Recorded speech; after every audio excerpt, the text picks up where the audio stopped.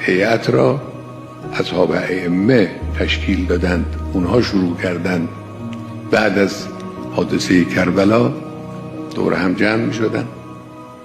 حضرت امام صادق علیه السلام از راوی سوال میکنند، میگن تجلسون و تحدثون، میچینید دور هم صحبت میکنید، حرف میزنید، یعنی مسائل ما رو مطرح میکنید؟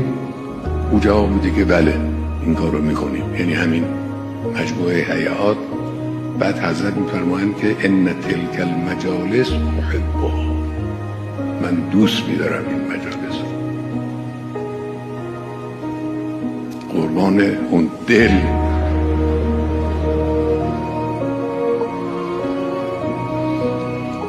مجالس شما رو دوست میدارم، قربان اون دل، مجالس شما رو دوست میدارم.